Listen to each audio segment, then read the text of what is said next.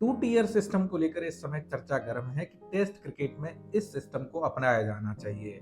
इससे फायदा ये होगा कि टेस्ट क्रिकेट को बढ़ावा मिलेगा, लेकिन इसका एक सबसे बड़ा नुकसान भी है जो कि छोटे देशों को होने वाला है। आईसीसी इंडिया, ऑस्ट्रेलिया और इंग्लैंड के साथ मिलकर इस नए सिस्टम पर चर्चा कर सकती है और अगर सब कुछ सही रहा तो 2027 के बाद इस टू टीयर सिस्टम को लागू किया जा सकता है।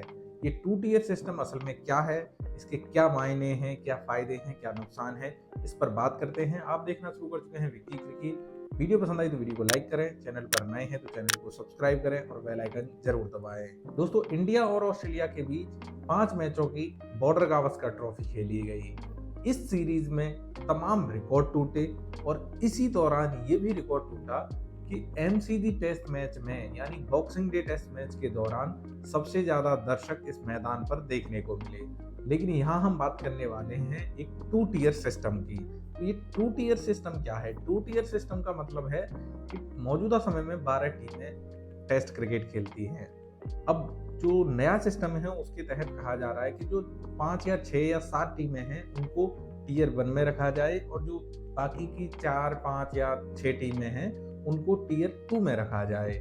तो इससे क्या होगा कि जो टीयर 1 की टीमें हैं वो टीयर 1 से खेलेंगी, लेकिन जो टीयर 2 की टीमें हैं वो टीयर 2 से ही खेलेंगी।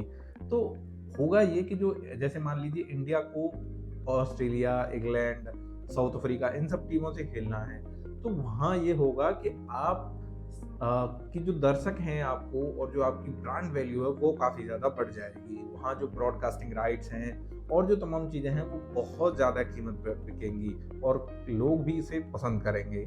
लेकिन इससे नुकसान ये होगा कि जैसे अगर मान लीजिए इंडिया श्रीलंका के साथ या बांग्लादेश के साथ खेलती है तो बांग्लादेश को बहुत ज़्यादा फायदा टीवी राइट्स और स्ट्रीमिंग राइट्स, दर्शकों की जो आते हैं स्टेडियम में उनसे बहुत ज़्यादा फायदा होता है और इसी तरह से ये बोर्ड पनप रहे हैं। लेकिन जब इस तरह की चीज़ें होंगी टू टीयर सिस्टम वाली, तो होगा ये कि जो छोटे बोर्ड हैं वो उनको संघर्ष करना पड़ सकता है। हालांकि इसमें ये है कि जैसे मान लीजिए कोई टीयर 2 में टीम है, अगर वो अच्छा प्रदर्शन करती है तो उसे टीयर 1 में शामिल किया जा सकता है और जो खराब कर रही है उसको टीयर 1 से टीयर 2 में डाला जा सकता है। जो टीयर 1 में टीमें होंगी उनमें इंडिया, ऑस्ट्रेलिया, इंग्लैंड तो होंगी होंगी और ये जो अभी हम देखते हैं कि 4 साल में 2 बार सीरीज होती है दोनों देशों के बीच, जैसे इंडिया और ऑस्ट्रेलिया के बीच, ऑस्ट्रेलिया और इंग्लैंड के बीच 4 साल में 2 सीरीज हमको देखने को मिलती हैं। लेकिन आने वाले समय में अगर ये टू टीयर वाला सिस्टम बनता है तो फिर हम देखेंगे कि 4 साल में 3 सीरीज भी इन 2 टीमों के बीच, मतलब इंडिया और ऑस्ट्रेलिया, ऑस्ट्रेलिया और इंग्लैंड के बीच हमें देखने को मिल सकती हैं। कहा जा रहा है कि इससे जो टेस्ट क्रिकेट है वो जीवित रहेगा और इसको देखने के लिए भी फैंस पहुंचेंगे। लेकिन यहाँ फिर इस चीज़ के मायने खत्म हो जाएंगे कि जैसे मान लीजिए अफगानिस्तान बनाम आयरलैंड मैच है या वेस्ट इंडीज बनाम बांग्लादेश मैच है, इन सब मैचों की प्राथमिकता बिल्कुल खत्म हो जाएगी। इनको कोई भी नहीं देखेगा क्योंकि जब बड़ी टीमें इनके खिलाफ नहीं खेलेंगी, इनको पैसा नहीं मिलेगा तो ये कैसे बन पाएंगे। निश्चित रूप से फिर ये T20, T10 लीग इस तरह के क्रिकेट की ओर भागेंगे और जो बड़े देश हैं जैसे इंडिया, ऑस्ट्रेलिया और इंग्लैंड, ये फिर और आगे बढ़ते जाएंगे क्योंकि इनकी जो सीरीज हैं वो अच्छी खासी देखी जाएंगी, अच्छे खासे लोग पहुंचेंगे तो इनको और मोटा पैसा मिलेगा। 2 सीरीज की जगह जब 3 सीरीज होंगी तो जो ब्रॉडकास्टर हैं, जो स्टेडियम हैं, सबको पैसा मिलेगा। लेकिन ये जो छोटे देश हैं इनको बहुत ज़्यादा नुकसान झेलना पड़ेगा। इससे होगा ये कि गरीब और गरीब होता जाएगा और अमीर होता जाएगा। क्रिकेट में बिग 3 कहा जाता है इंडिया, ऑस्ट्रेलिया और इंग्लैंड को। यही जो 3 बोर्ड हैं वो पूरी क्रिकेट को कंट्रोल करते हैं। 2016 के आसपास इस टू टीयर सिस्टम की शुरुआत हुई थी, उस समय चर्चा हुई थी और ज़्यादातर देश इसके पक्ष में थे। लेकिन बीसीसीआई एक सबसे बड़ा देश था जो कि इस टू टीयर सिस्टम के खिलाफ गया था। उस समय बीसीसीआई के प्रेसिडेंट थे अनुराग ठाकुर और उन्होंने स्पष्ट रूप से कहा था कि इससे जो छोटे देश हैं उनको नुकसान होगा और हम नहीं चाहते कि ऐसा किसी के साथ हो।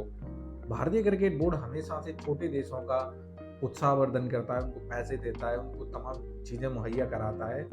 ऐसे में जब उनको मैच ही नहीं मिलेंगे, उनके खिलाफ भारतीय टीम नहीं खेलेगी या कोई बड़ी टीम नहीं खेलेगी तो उनको पैसा कहाँ से मिलेगा, ये सबसे बड़ा सवाल था।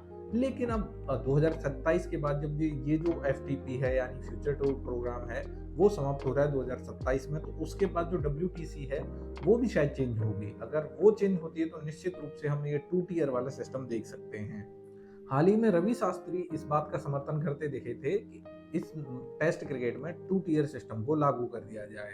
दोस्तों आपका इस बारे में क्या कहना है, मुझे कमेंट करके जरूर बताएं। क्या 2 टियर सिस्टम से टेस्ट क्रिकेट सर्वाइव हो सकता है या नहीं? इस वीडियो में फिलहाल इतना ही, मिलते हैं अगले एक और वीडियो में। तब तक अपना ख्याल रखें। धन्यवाद। जय हिंद।